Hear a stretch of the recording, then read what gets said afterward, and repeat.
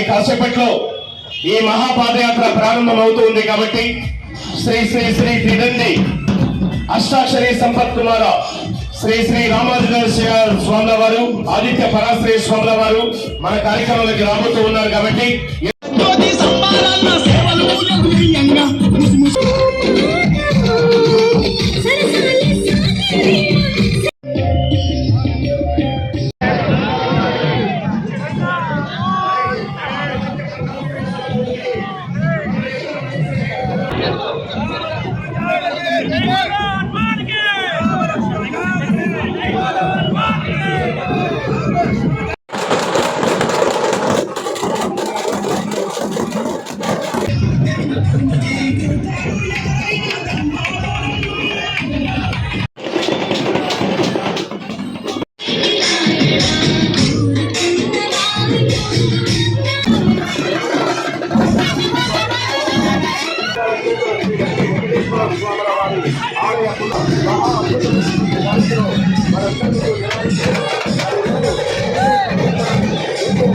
రెడ్డి గారు ఈ మహా అద్భుతమైనటువంటి కార్యక్రమాన్ని విశ్వ హిందూ పరిషత్ కోడుమూరు శాఖ ఆర్ఎస్ఎస్ కోడుమూరు శాఖ సంయుక్త సారథ్యంలో గౌరవ ధర్మకర్త గారు శ్రీ ఎద్దుల మహేశ్వరరెడ్డి గారు ఎంతో మహాద్భుతమైనటువంటి కార్యక్రమాన్ని ముందుకు కొనసాగిస్తూ తీసుకు ఆదిత్య పరాశ్రీ స్వాముల వారు మన హైందవ సంస్కృతిని హైందవ ధైర్యాన్ని కాపాడడానికి నడుపునిచ్చినటువంటి గౌరవ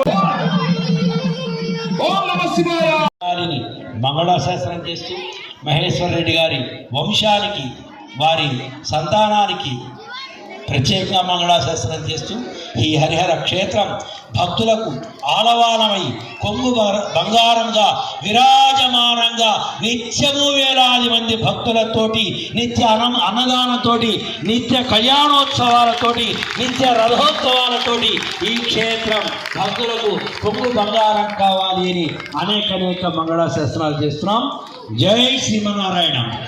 జై శ్రీమన్నారాయణ. ఏడుకొండలవాడ వెంకటరమణ గోవిందా.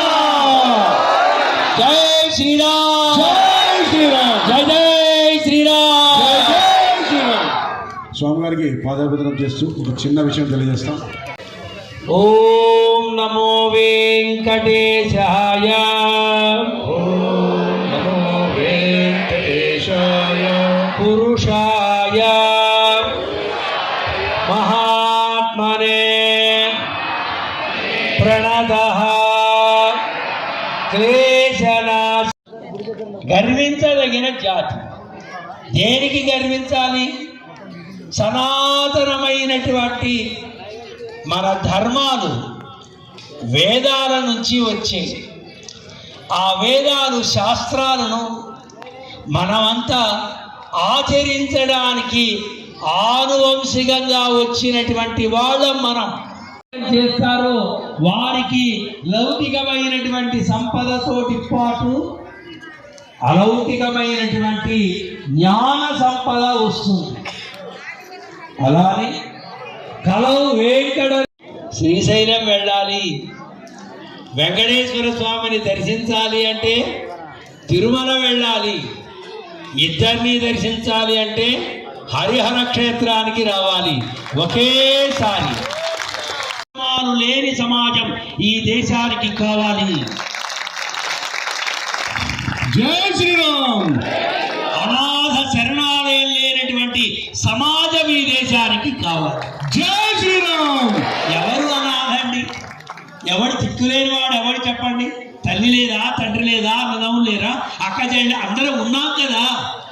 అనాథ ఎలా అవుతాడు అంటే స్వార్థంతో తల్లిదండ్రులను వదిలేసి వాళ్ళని తీసుకెళ్ళి ఎక్కడో వృద్ధాశ్రమంలో పడేసి వాళ్ళ మొహం చూడకుండా వాళ్ళేమో వృద్ధాశ్రమంలో ఉన్నాం, వృద్ధులంగా ఉన్నాం, కృష్ణారామ అనుకుందాం అనేటువంటి ఆలోచన లేకుండా నా కొడుకు రాలేదే, నా కోడలు రాలేదే, నా మనోడు రాలేదే, ఇదే ఏడుపుతో కృషించి కృషించి కృషించి అనారోగ్యంతో గతించేటువంటి దుర్గతి ఏ వృద్ధుడికి ఈ దేశంలో కలగకూడదు.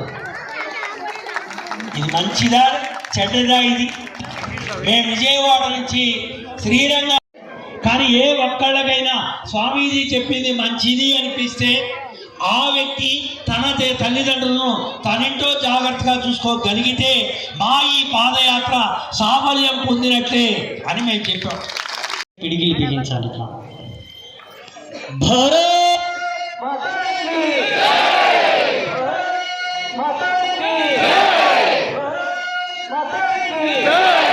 జై శ్రీరామ్, జై శ్రీరామ్, జై శ్రీరామ్, జై శ్రీరామ్, వందే వందే వందే.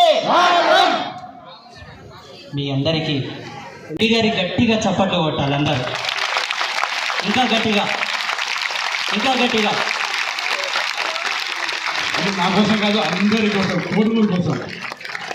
వారి యొక్క అభిమతము, వారి యొక్క అభ్యుదయ భావం అనేది మాకు చాలా నచ్చింది. వారు చేస్తున్నది లోక కళ్యాణ యజ్ఞం, వారి స్వలాభం కోసం వారు చేయట్లేదు. కాబట్టి అటువంటి గొప్ప సద్బుద్ధి, మంచి మనస్సు, సహృదయం కలిగిన వాళ్ళు సమాజానికి ఎంతో ఉపయోగం అని చెప్పి శాస్త్రవచనం. అలాగే ఈ కోడుమూరు గ్రామ ప్రజలందరూ కూడా పూజ్య గురుదేవుల యొక్క పాదయాత్రతో పరమపావనం అయిపోయారు. దేవాలయ అభివృద్ధికి పాటుపడాలి, అది మన ధర్మం. శాస్త్రం ఏం చెప్తారంటే, ఎవరైతే దేవాలయానికి వాళ్ళ వంతు తమ వంతుగా సహకరిస్తారో వారికి 100 యజ్ఞాలు చేసినటువంటి ఫలం వస్తుందని చెప్పి శాస్త్రంలో చెప్తారు. ఇక్కడ